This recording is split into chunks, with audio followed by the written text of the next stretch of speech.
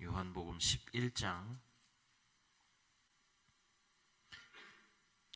1절에서 16절까지의 말씀 저와 함께 교독하시고 마지막 16절은 함께 읽도록 하겠습니다. 어떤 병자가 있으니 이는 마리아와 그 자매 마르다의 마을 베다니에 사는 나사로라. 이 마리아는 향유를 주께 붓고 머리털로 주의 발을 닦던 자요, 병든 나사로는 그의 오라버니더라. 이에 그 노이들이 예수께 사람을 보내어 이르되 주여 보시옵소서, 사랑하시는 자가 병들었나이다 하니, 예수께서 들으시고 이르시되 이 병은 죽을 병이 아니라 하나님의 영광을 위함이요 하나님의 아들이 이로 말미암아 영광을 받게 하려 함이라 하시더라. 예수께서 본래 마르다와 그 동생과 나사로를 사랑하시더니 나사로가 병들었다 함을 들으시고 그 계시던 곳에 이틀을 더 유하시고 그 후에 제자들에게 이르시되 유대로 다시 가자 하시니, 제자들이 말하되 랍비여, 방금도 유대인들이 돌로 치려 하였는데 또 그리로 가시려 하나이까? 예수께서 대답하시되 낮이 12시간이 아니냐? 사람이 낮에 다니면 이 세상의 빛을 보므로 실족하지 아니하고 밤에 다니면 빛이 그 사람 안에 없는 고로 실족하느니라. 이 말씀을 하신 후에 또 이르시되 우리 친구 나사로가 잠들었도다. 그러나 내가 깨우러 가노라. 제자들이 이르되 주여, 잠들었으면 낫겠나이다 하더라. 예수는 그의 죽음을 가리켜 말씀하신 것이나 그들은 잠들어 쉬는 것을 가리켜 말씀하심인 줄 생각하는지라. 이에 예수께서 밝히 이르시되 나사로가 죽었느니라. 내가 거기 있지 아니한 것을 너희를 위하여 기뻐하노니 이는 너희로 믿게 하려 함이라. 그러나 그에게로 가자 하시니 디두모라고도 하는 도마가 다른 제자들에게 말하되 우리도 주와 함께 죽으러 가자 하니라. 아멘. 우리가 계속해서 이 요한복음 말씀을 살펴보고 있습니다. 오늘 말씀을 보면 이 나사로가 병들어 죽어간다라고 하는 말을 전해 들으신 예수님의 반응을 담고 있습니다. 마리아와 마르다의 오라비인 나사로는 예수님이 사랑하시는 사람이었습니다. 마리아는 바로 뒷장에 나오는데요, 예수님께 향유를 붓고 머리털로 주의 발을 닦던 그 사람이었습니다. 말씀에 등장하는 마리아나 그리고 마르다나 나사로나 가족 전체가 예수님께 특별한 사랑을 받았던 것 같습니다. 5절 말씀을 보면 그 내용이 나와 있고요. 그런데 마리아와 마르다가 예수님께 사람을 보내어서 나사로가 병들었다라고 하는 말을 전합니다. 무슨 병이라고 성경에 기록되어 있지는 않지만 아마도 치명적인 그런 병이었던 것 같고요. 예수님은 이 소식을 들으시자 이 병은 죽을 병이 아니다, 하나님의 영광을 위한 병이다 라고 말씀하시면서 이 일로 인해서 하나님이 아들이 영광을 받게 될 것이다 라고 말씀하십니다. 그리고 그 소식을 들은 날로부터 계시던 곳에서 이틀을 더 유하시죠. 이상한 일입니다.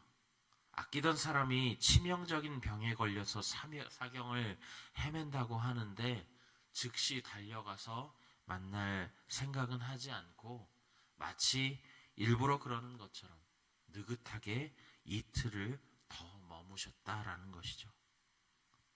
마치 나사로가 죽기를 기다리신 것처럼 말입니다. 그리고 나서는 제자들에게 다시 유대로 가자 이렇게 말씀하시죠.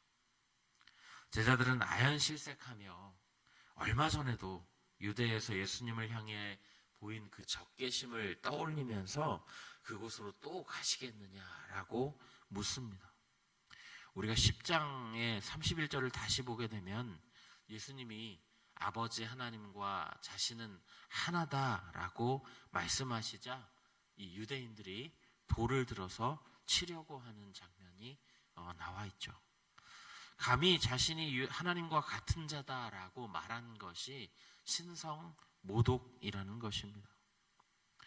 그런 자들이 주도하는 이 유대 땅에 다시 가게 되면 어떤 봉변을 당할지 알 수 없다라는 것이죠. 그런데 여기에 예수님은 동문서답처럼 들리는 답을 하십니다. 낮이 12시간이 아니냐. 사람이 낮에 다니면 빛을 보니 실족하지 않는다. 밤에 다니면 빛이 그 사람 안에 없기 때문에 실족하게 된다. 여러분, 이게 무슨 말씀이냐면 당시의 유대인들은 해가 뜨는 아침 6시부터 해가 지는 저녁 오후 6시까지 12시간을 낮으로 계산했습니다. 시간이 정해져 있다라는 것이죠. 그것처럼 예수님께서 육신으로 이 땅에 오시는 것도 시간이 정해져 있다라는 것입니다.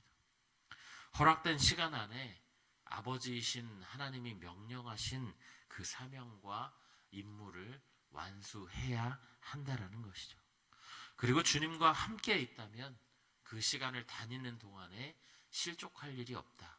그러나 이 주님과 함께 하지 않는다라고 한다면 실족하게 된다라고 예수님께서는 말씀하시고 계시는 겁니다.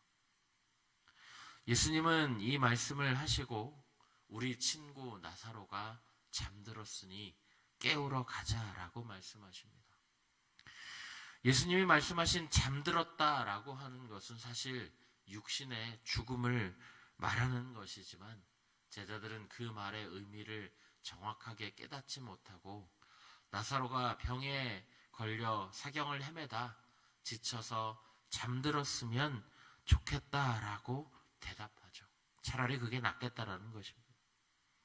예수님은 그제야 제자들에게 분명하게 나사로는 죽었다라고 말씀하시고 우리가 거기에 있지 않은 것은 이 일을 너희가 보고 확실히 믿게 하기 위함이다라고 말씀하십니다.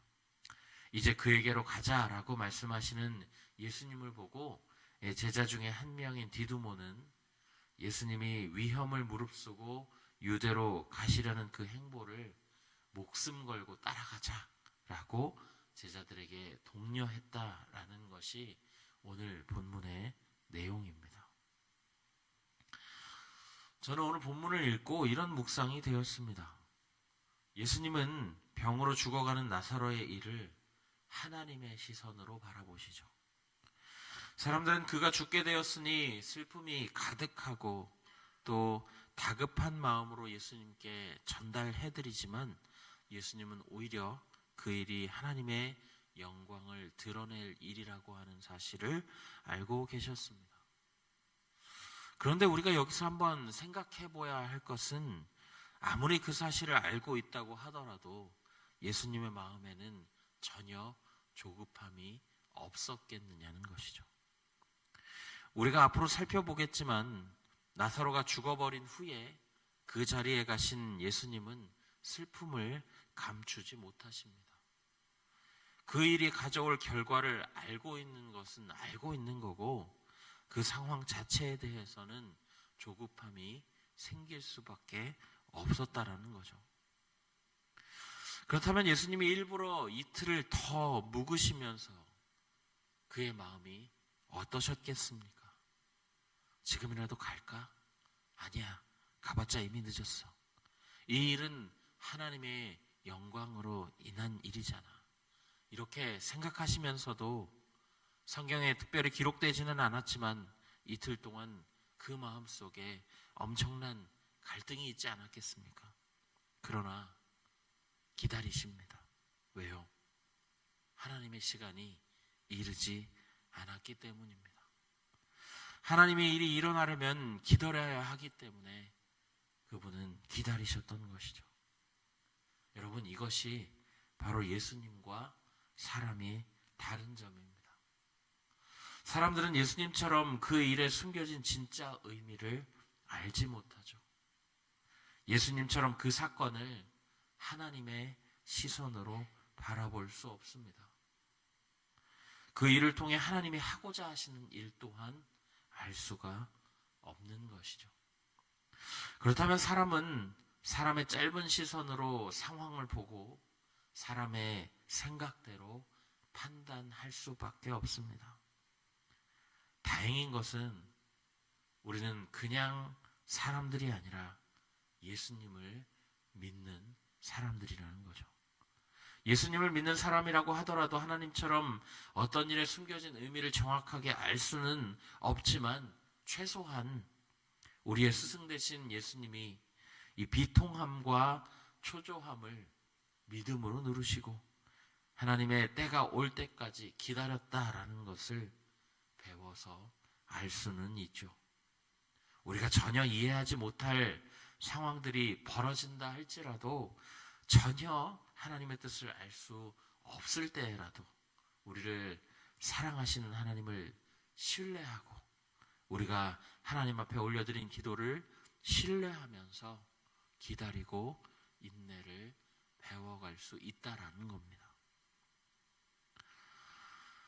사랑하는 성도 여러분, 여러분의 삶에서 이해하기 힘든 일들이 눈앞에 나타나시나요?